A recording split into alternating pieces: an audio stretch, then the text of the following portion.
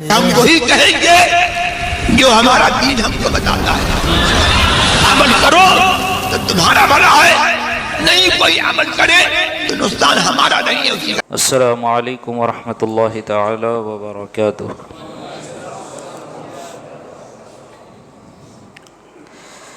الحمد للہ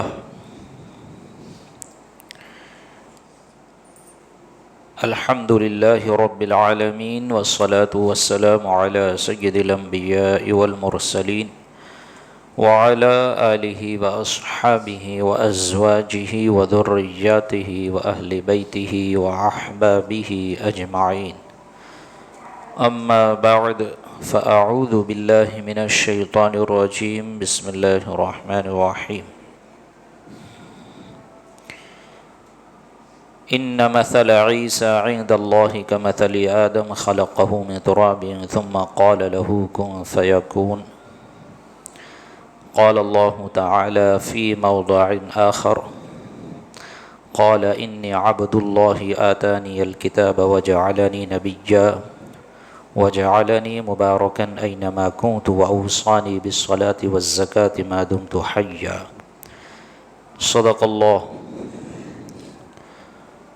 صدق اللہ العلی العظیم وصدق رسولہ النبی الامین المتین الکریم، ونحن علی ذلک لمن الشاہدین والشاکرین والحمد للہ رب العالمین۔ رب اشرح لی صدری ویسر لی امری واحلل عقدۃ من لسانی یفقہوا قولی۔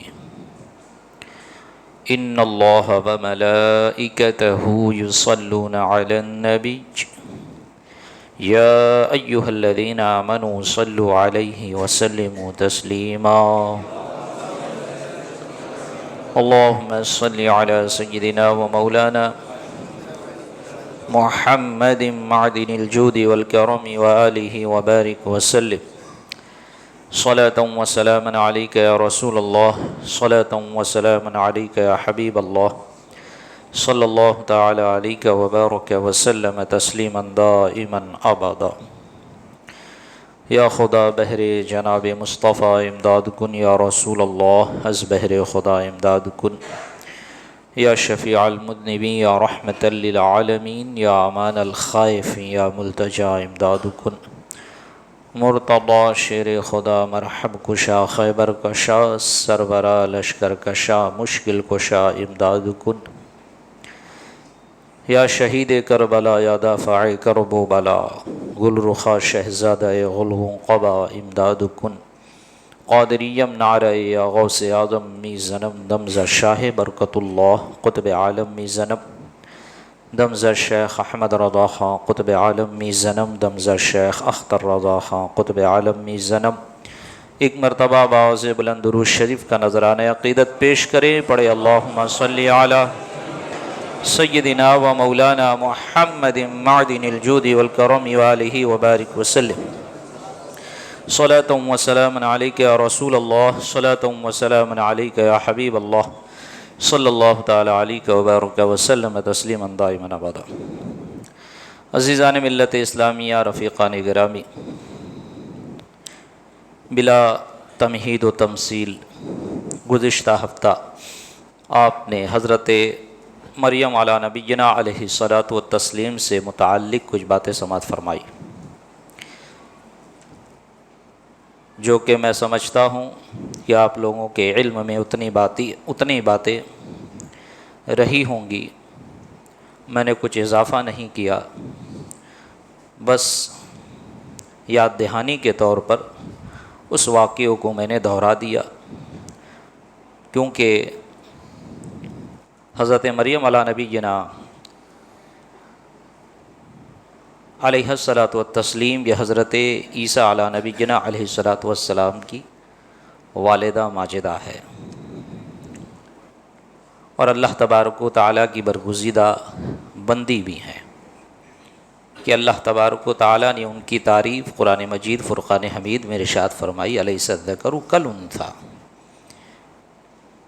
کیا عمران کی بیوی ہم نے تمہیں ایسی لڑکی عطا فرمائی ہے، ایسی لڑکی عطا فرمائی ہے کہ اس جیسے تو اچھے لڑکے بھی نہیں ہوتے۔ تم لڑکے کی خواہش کرتی ہو اور ہم نے تمہیں ایسی لڑکی دی ہے کہ اس کے جیسے تو لڑکے بھی نہیں ہوتے. کیوں؟ اس لیے کہ حضرت مریم اپنے زمانے کی تمام عورتوں میں سب سے افضل عورت تھی، سب سے افضل عورت اپنے زمانے میں، اور تمام دنیا میں تمام زمانوں میں تمام عورتوں میں سب سے افضل عورت حضرت سیدنا فاطمۃ الزہرا رضی اللہ تعالی عنہ. خیر، جب حضرت مریم رضی اللہ تعالی عنہ آپ عبادت و ریاضت میں مستغرق رہتی، بیت المقدس کی خدمت میں مامور رہتی. اب ایک مرتبہ آپ نے ایک ہٹے کھٹے مرد کو دیکھا، اور وہ کون تھے؟ وہ حضرت جبرائیل علیہ السلام مرد کی شکل میں، ایک مکمل مرد کی شکل میں ظاہر ہوئے. یہ سب آیتوں کے مفہوم ہے جو میں جلدی جلدی بیان کر رہا ہوں، اور اس سے پہلے بھی کئی مرتبہ آپ میرے سے سماعت فرما چکے ہیں. جب حضرت جبرائیل جو کہ مرد کی شکل میں آئے ہوئے تھے، حضرت مریم کی نگاہ پڑی تو آپ ڈر گئیں، اور آپ نے کہا، جو قرآن فرما رہا ہے کہ میں تجھ سے اللہ کی پناہ مانگتی ہوں،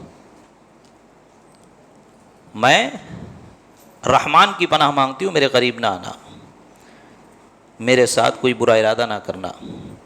تو حضرت جبرائیل نے کہا کہ میں اللہ تبارک و تعالیٰ کی طرف ہی سے بھیجا گیا ہوں تاکہ لِأَهَبَ لَكِ غُلَامًا زَكِيًّا، تجھے ایک پاکیزہ لڑکا عطا کروں. تو آپ نے کہا یہ کیسے ہو سکتا ہے؟ نہ تو میں بدکار ہوں اور نہ مجھے کسی مرد نے چھوا ہے، کیونکہ عام طور پر بچے ایسے ہی پیدا ہوتے، یا تو نکاح کر کے بچہ ہو یا بغیر نکاح کے زنا کر کے بچہ ہو. تو حضرت مریم نے کہا وَلَمْ يَمْسَسْنِي بَشَرٌ وَلَمْ أَكُ بَغِيًّا، نہ تو کسی مرد نے مجھ کو چھوا اور نہ میں بدکار ہوں، تو بچہ کہاں سے ہوگا؟ تو حضرت جبرائیل نے وہی جواب دیا جو جواب حضرت زکریا کو رب تبارک و تعالیٰ نے دیا تھا. اور یہاں حضرت جبرائیل کلام کر رہے ہیں حضرت مریم سے. فقط اگر اتنی ہی بات لے لی جائے تو اس پر تفصیلی گفتگو ہو سکتی ہے، اور عقائد اہل سنت اچھی طرح سے واضح ہو سکتا ہے کہ ہم اولیاء اللہ کے دربار میں جا کر ان سے کیوں مانگتے ہیں اور انہیں کیا سمجھ کے مانگتے ہیں. اب یہاں دیکھیں، چھوٹی سی بات کہہ کے آگے بڑھ جاؤں کہ حضرت جبرائیل علی نبینا علیہ الصلاۃ والتسلیم اپنی طرف منسوب کر رہے ہیں لِأَهَبَ لَكِ غُلَامًا زَكِيًّا، میں تجھے ایک پاکیزہ لڑکا دوں گا. اور یہ قرآن کہہ رہا ہے، قرآن کی آیت ہے لِأَهَبَ لَكِ غُلَامًا زَكِيًّا، تاکہ میں تجھے ایک پاکیزہ لڑکا دوں، ہبا کروں، عطا کروں. آپ یہ نہیں کہہ رہے ہیں کہ اپنی طرف سے یا بالذات، نہیں، اللہ ہی کی طرف سے. اللہ نے مجھے بھیجا ہے، میں اللہ کی طرف سے آیا ہوں، رحمان کی طرف سے آیا ہوں. تو یہی عقیدہ تو ہمارا بھی ہے. جب ہم سرکار غوث اعظم سرکار خواجہ غریب نواز کی بارگاہ میں ہندوستانی مسلمان جاتے، بالخصوص وہ ہمارے بھائی جو بے اولاد ہے، تو یہی فریاد تو لے کے جاتے ہیں، سرکار کرم فرما دیں اور اللہ کی بارگاہ میں ہمارے لیے دعا کر دیں، اور اللہ تعالیٰ نے آپ کو تصرف اختیارات عطا فرمایا ہے، اس اختیارات سے، اس تصرف سے ہمیں بچہ عطا فرما دیں. تو کہاں کسی نے خواجہ غریب نواز کو خدا سمجھا؟ اگر خواجہ غریب نواز کو ہم خدا سمجھ رہے ہیں تو پھر اسے آپ کیا کہو گے؟ اگر ہمارا یہ عقیدہ رکھنا خواجہ غریب نواز اور اولیاء کاملین کو معاذ اللہ خدا سمجھنا ہے، تو حضرت جبرائیل تو خود کہہ رہے ہیں میں تمہیں بچہ دوں گا. تو جب حضرت جبرائیل بچہ دے سکتے ہیں تو نبی پاک کیوں نہیں دے سکتے؟ اور جب نبی پاک دے سکتے ہیں اللہ کی عطا سے، تو نبی پاک کی عطا سے آپ کی امت کے اولیاء بھی دے سکتے ہیں. خیر، جب حضرت جبرائیل علیہ نبینا علیہ الصلاۃ والتسلیم نے یہ کہا کہ یہ بڑا آسان ہے، اس میں کوئی پریشانی کی بات نہیں ہے، اللہ کے فضل سے بڑا آسان ہے، اور آپ نے پھونک ماری اور اس سے آپ حاملہ ہو گئی، اور اس حمل کو لے کر آپ جو ہے جہاں پر آپ رہا کرتی تھی وہاں پر آ گئی. آپ کے ایک چچا زاد بھائی تھے، انہوں نے جب دیکھا تو وہ تذبذب میں پڑ گئے کہ یہ کیا معاملہ ہے. تذبذب میں اس لیے پڑے کہ حضرت مریم ہمیشہ ان کی نظر کے سامنے، حضرت مریم رضی اللہ تعالی عنہا کی شب و روز ان پر آیا ہے، لیل و نہار ان کے سامنے گزر رہے ہیں، وہ پریشان ہیں۔ مریم کسی کے پاس جاتی بھی نہیں، کہیں جاتی بھی نہیں، پاکیزہ عورت ہے۔ بیت المقدس کے لیے اللہ تبارک و تعالیٰ نے اس کو چنا ہے، جبکہ لڑکوں کو چنا جاتا ہے، اس لڑکی کو رب تبارک و تعالیٰ نے چنا، اس کا مطلب یہ اللہ کیا اس کا کچھ مقام ہے، میں کروں تو کیا کروں۔ لیکن جب حمل کی طرف نظر جاتی تو انہیں وہم ہونے لگتا، پھر حمل کیسے ہو گیا، نہ تو ان کی شادی ہوئی ہے نہ کچھ ہوا ہے، تو بدگمانی پیدا ہوتی۔ انہوں نے خود ہی پوچھ لیا، اے مریم ایک بات تم سے پوچھوں تاکہ میرا ذہن صاف ہو جائے، کیا کبھی بغیر بیج کے کوئی پودا اگا ہے؟ کیا کبھی بغیر بارش کے کوئی درخت بنا ہے؟ کیا بغیر باپ کے کوئی بچہ پیدا ہوا ہے؟ تو حضرت مریم نے جواب دیا، ہاں اللہ چاہے تو بغیر بیج کے درخت پیدا کر دے، بغیر بیج کے فصل پیدا کر دے، بغیر بارش کے درخت پیدا کر دے، اور بغیر باپ کے کیا، بغیر ماں باپ کے اس نے حضرت آدم و حوا علیہ السلام رضی اللہ تعالیٰ عنہ کو پیدا کیا، اس میں کیا بڑی بات ہے؟ تو جب یہ جواب حضرت مریم نے دیا تو آپ کے وہ چچا زاد بھائی ان کو تسکین ہو گئی کہ کوئی بری بات نہیں ہے، کچھ نہ کچھ اس میں راز و نیاز کی باتیں ہیں۔ پھر آپ حضرت مریم کی جگہ خدمت کرنے جانے لگے بیت المقدس میں، اور جب حضرت مریم علی نبینا علیہ الصلاۃ والتسلیم کو درد ہٹا، درد زہ ہٹا جسے پیدائش کا درد کہتے ہیں، تو آپ وہاں سے نکلی اور کھجور کی درخت کے پاس چلی آئی۔ پھر کیا دیکھتی ہیں، وہ درد کا عالم ایسا تھا کہ آپ دنیا والوں کے بارے میں سوچ رہی، اور ان کو سوچتے ہوئے آپ نے کہا تھا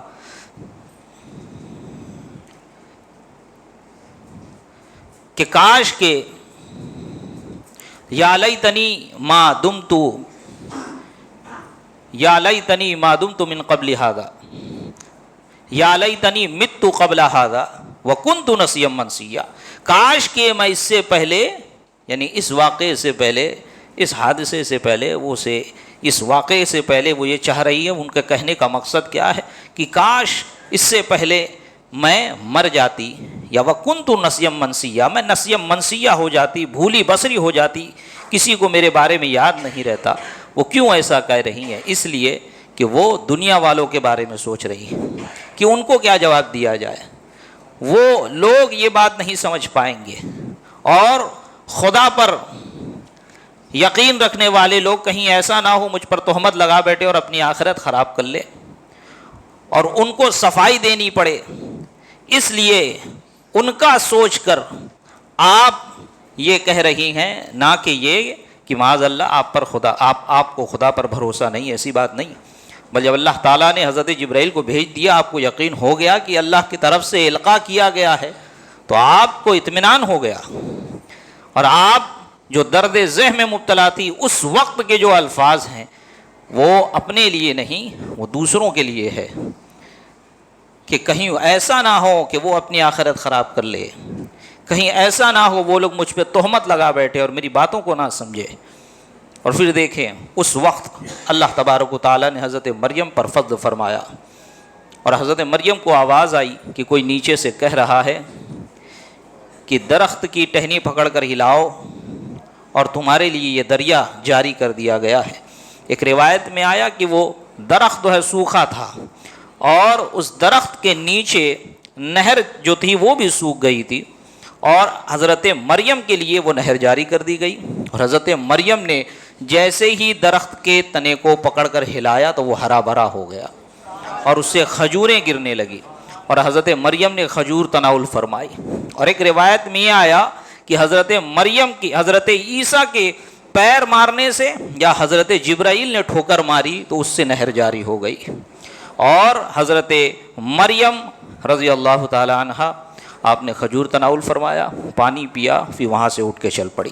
ایک بات یہاں پر یہ سمجھ میں آئی کہ حالت حمل میں اگر کھجور کھلایا جائے تو یہ عورتوں کے لیے بہت مفید اور بہت اچھی غذا ہے، ہاں لیکن اس کی کوانٹٹی کیا ہونا چاہیے یہ بغیر ڈاکٹر سے پوچھے اور معالج کے بغیر مشورے کے نہ کیا جائے۔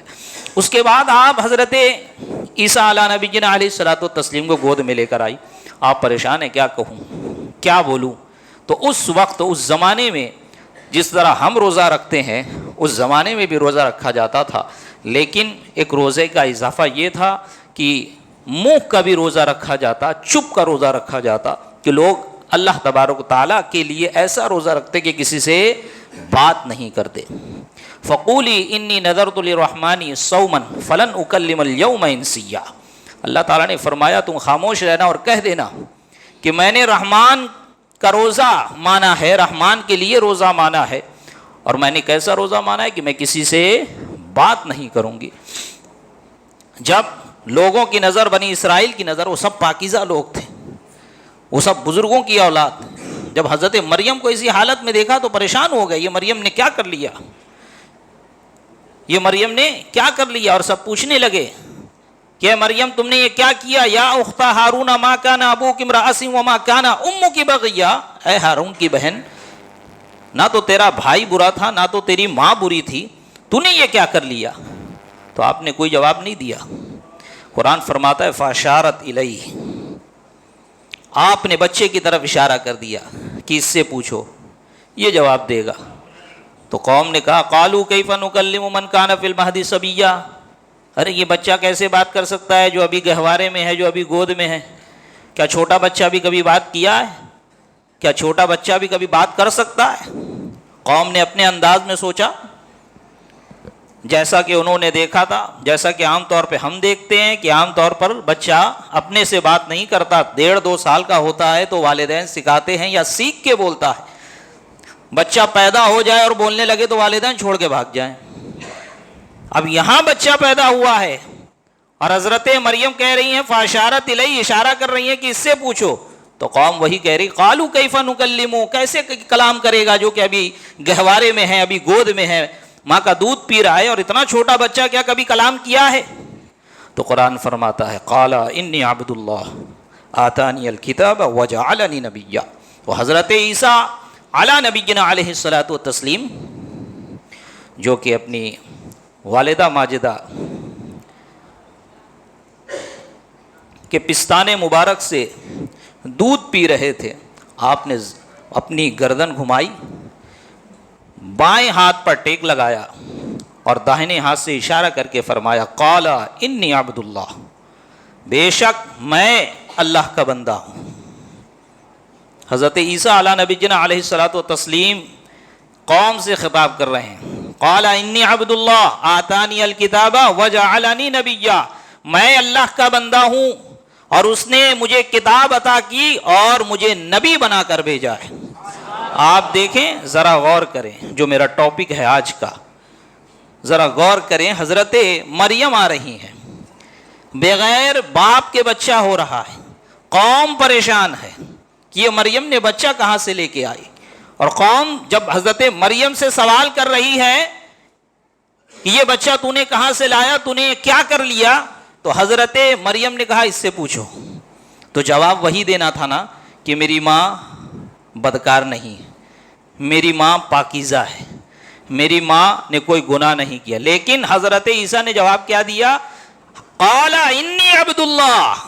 حضرت عیسیٰ نے اپنی ماں کا دفاع پہلے کیا اور یہ جواب پہلے دیا کہ میں اللہ کا بندہ ہوں، لہذا اے لوگ مجھے خدا کا بیٹا نہ بنانا، میں اللہ کا بندہ ہوں، مجھے اللہ نہ بنانا، میں اللہ کا بندہ ہوں، مجھے اللہ کا شریک نہ ٹھہرانا، میں اللہ کی طرف سے مجھے نبوت عطا کی گئی ہے، میں نبی بنا کر مبعوث کیا گیا ہوں، مجھے نبی بنا کر بھیجا گیا ہے، میری اتباع کرو، میری پیروی کرو، مجھے خدا مت سمجھو۔ قال انی عبد اللہ، اور ایک نبی کا کام بھی یہی ہوتا ہے کہ وہ پہلے اللہ کی وحدانیت کا اقرار کراتا ہے، پہلے وہ توحید کی تعلیم دیتا ہے، پھر اس کے بعد جس کے لیے اسے مبعوث کیا گیا توحید کی تعلیم کے ساتھ ساتھ لوگوں کی اصلاح، تزکیہ نفس اور لوگوں کو اللہ سے جوڑنے کا جو کام ہوتا ہے وہ توحید کے ساتھ ساتھ ایک نبی انجام دیتا ہے۔ تو حضرت عیسیٰ نے کہا قال انی عبد اللہ آتانی الکتاب وجعلنی نبیا، مجھے کتاب دے کر بھیجا گیا اور مجھے نبی بنایا، وجعلنی مبارکا اینما کنت۔ دیکھ کیا کہہ رہے ہیں حضرت عیسیٰ، یہ قرآن کی آیت پڑھ رہا ہوں۔ جو لوگ کہتے ہیں کہ کسی چیز سے تبرک نہیں ہوتا، کوئی ذات تبرک والی نہیں ہوتی، کوئی انسان تبرک والا نہیں ہو سکتا، کسی انسان سے برکت نہیں اٹھائی جا سکتی، اس سے منسوب چیزوں سے برکت نہیں اٹھائی جا سکتی۔ ذرا وہ سوچیں ادھر، حضرت عیسیٰ علیہ السلام اپنے قوم کو کیا کہہ رہے ہیں؟ وَجَعَلَنِي مُبَارَكًا أَيْنَمَا كُنْتُ، اور مجھے برکت والا بنایا جہاں کہیں میں رہوں، یعنی میں جہاں جاؤں گا لوگ میرے برکت سے فیض اٹھائیں گے، میری ذات سے برکت اٹھائیں گے۔ اللہ تعالیٰ نے مجھے مبارک بنایا ہے، برکت والا بنایا ہے۔ وَبَرًّا بِوَالِدِي وَأَوْصَانِي بِالصَّلَاةِ وَالزَّكَاةِ مَا دُمْتُ حَيًّا، اور مجھے والدین کا فرما بردار بنایا، اور جب تک میں زندہ رہوں مجھے نماز کا حکم دیا اور زکوٰۃ کا حکم دیا۔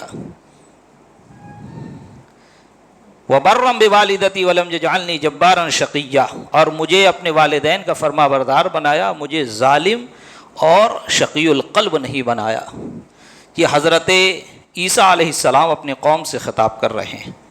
یہی حضرت عیسیٰ علیہ السلام جب آپ پھر اپنی حالت کی طرف لوٹ آتے ہیں، یعنی جو بچے کی عام حالت ہوتی ہے اس حالت کی طرف لوٹ آتے ہیں، پھر آگے کے واقعات بڑی تفصیلی واقعہ ہے، وہاں اس طرف نہیں جاتا۔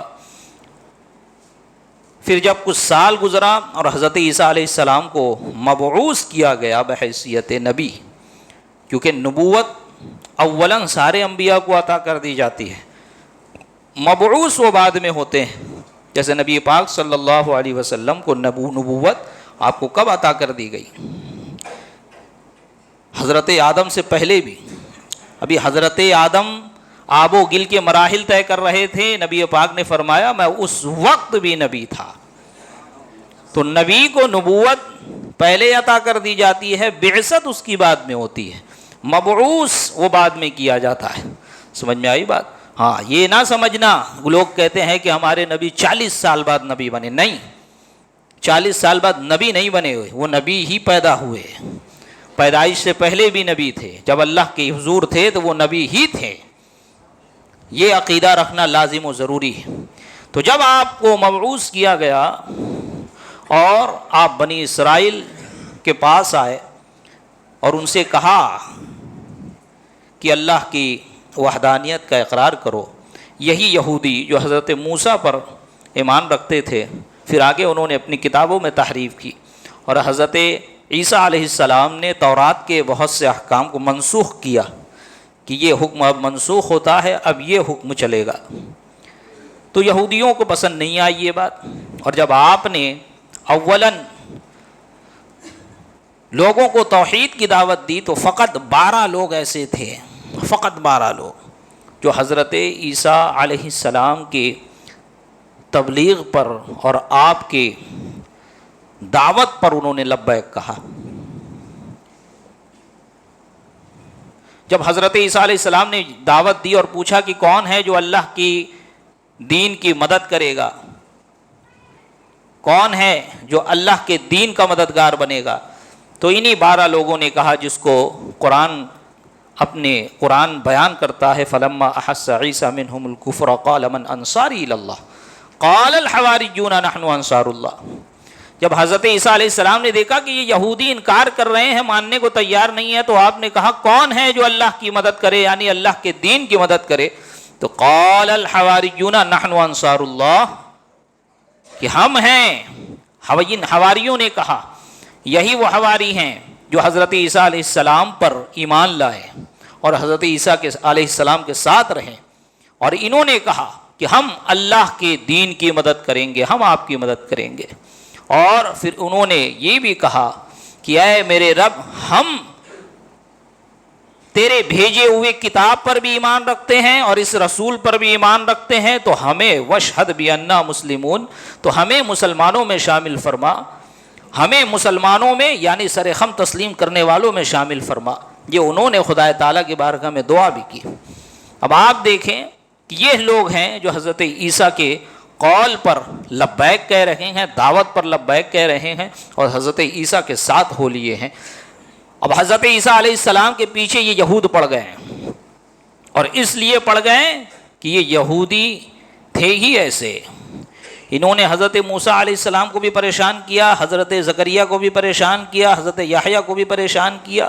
ایک روایت میں یہ بھی آیا کہ کئی ہزار انبیاء کرام کو ان لوگوں نے قتل کیا. جب حضرات انبیاء کرام کے ساتھ ان لوگوں نے یہ سلوک کیا تو اس وقت جو ان انبیاء کرام کی امت کے علماء تھے انہوں نے دیکھا تو وہ نکلے اور ان کو سدھارنے کے لیے اور ان کی اصلاح کرنے کے لیے تو ان علماء کرام کو بھی پکڑ کر ان لوگوں نے قتل کر دیا. یہ وہ قوم ہے. تو حضرت عیسیٰ علیہ السلام کو کیسے چھوڑتی؟ انہوں نے تو یہ بھی کوشش کی تھی کہ معاذ اللہ نبی پاک صلی اللہ علیہ وسلم کی پیدائش سے پہلے ہی ان کے والد کو مار دیا جائے. یہ ایسی حاسد قوم ہے، یہ ایسی بدبخت قوم ہے. تو ذرا سوچیں ان کے دل میں رحم کہاں آ سکتا ہے. ان کا تو یہ عقیدہ ہے کہ ہم اللہ کے بیٹے ہیں، ہم اللہ کے بیٹے ہیں، معاذ اللہ ثم معاذ اللہ، اور اللہ تعالیٰ ہمارے لیے جنت بنایا، ہم صرف جنت میں جائیں گے، باقی جو دیگر انسان ہیں پوری دنیا کی ان کی حیثیت جانوروں سے زیادہ کچھ نہیں. ان کے ساتھ جو چاہے وہ سلوک کرو، اور اگر ہم گناہ گار بھی ہوئے نا تو ہم کو ایک لمحے کے لیے جہنم میں ڈالا جائے گا، پھر نکال لیا جائے گا اور ہمیں جنت میں بھیجا جائے گا. یہ ان کا من گھڑت عقیدہ. تو یہ حضرت عیسیٰ علی نبی جنا علیہ الصلوۃ والتسلیم کے پیچھے لگ گئے، اور پھر انہوں نے یہ پلاننگ بنائی. یہ سارے واقعات قرآن میں ہیں. آپ قرآن کا مطالعہ کریں، قرآن شریف کی تلاوت کریں، اس کے تراجم پڑھیں، تفاسیر پڑھیں، انشاءاللہ ساری چیزیں مل جائیں گی کہ حضرت عیسیٰ علی نبینا علیہ الصلوۃ والتسلیم کو معاذ اللہ ہم قتل کر دیں. اور جب وہ لوگ حضرت عیسیٰ علیہ السلام کے گھر میں داخل ہوئے ہیں، بلکہ جس کو داخل کیا گیا، جس کو بھیجا گیا جاؤ عیسیٰ کو پکڑ کے لاؤ کہ ہم اسے معاذ اللہ سولی پر لٹکائیں، تو اب دیکھیں یہاں پر کیا ہوا. ایک روایت میں آیا کہ حضرت عیسیٰ علیہ السلام کو کھڑکی سے آسمان پر اٹھا لیا گیا، کھڑکی کی طرف سے ہی آسمان پر اٹھا لیا گیا. اور جو شخص داخل ہوا آپ کو پکڑنے کے لیے بری نیت سے، تو اس نے ڈھونڈا پورے گھر میں، حضرت عیسیٰ علیہ السلام اسے ملے ہی نہیں. اور جب حضرت عیسیٰ علی نبینا علیہ الصلوۃ والتسلیم اسے ملے نہیں تو وہ باہر آیا. اب قرآن فرماتا ہے کہ ہم نے عیسیٰ کو اٹھا لیا آسمان پر، اور جو اسے تلاش کرنے آیا تھا اس میں حضرت عیسیٰ کی شبیہ ڈال دی، وہ حضرت عیسیٰ کی طرح دکھنے لگا. جب یہ باہر نکلا ہے تو یہود سمجھے کہ یہی عیسیٰ ہے اور اس کو پکڑ لیے. وہ کہہ رہا ہے کہ میں آپ کا بندہ ہوں، مجھے بھیجا تھا تم نے، میں وہ ہوں. بولے نہیں تم جھوٹ بولتے ہو، تم عیسیٰ ہو. وہ حضرت عیسیٰ علیہ السلام گمان کر رہے تھے کہ یہ حضرت عیسیٰ ہے. حضرت عیسیٰ کو گمان کرتے ہوئے ان لوگوں نے سولی پر لٹکا دیا. اب یہاں دیکھے آج بھی یہودی اور عیسائیوں کا یہ مسئلہ حل نہیں ہو پا رہا ہے کہ اگر ہم نے عیسیٰ علیہ السلام کو سولی پر لٹکایا تو ہمارا آدمی کہاں گیا، اور اگر ہم نے اپنے آدمی کو سولی پہ لٹکا دیا تو عیسیٰ کہاں گئے. اسی کا جواب قرآن نے دیا کہ تم جس کو لٹکائے ہو سولی پر وہ عیسیٰ نہیں ہے، وہ عیسیٰ علی نبینا علیہ الصلوۃ والتسلیم وہ آسمان پر اٹھا لیے گئے ہیں اور وہ اللہ کے یہاں ہے، اور پھر قرب قیامت وہ بھیجے جائیں گے اور اس کے بعد ان کو پوری زندگی عطا کی جائے گی، اور وہ ابھی بھی باحیات ہے. زمین پہ آنے کے بعد زندگی گزاریں گے.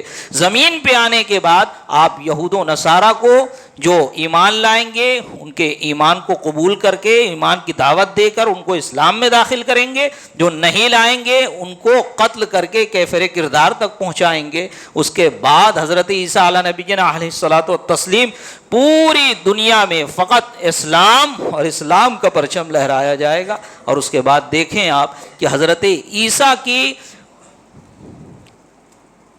نزول سے متعلق قرآن خود کہہ رہا ہے، اور یہاں پر قرآن نے یہود و نصارہ کو دعوت دی کہ جو تمہارا عقیدہ ہے وہ غلط عقیدہ ہے.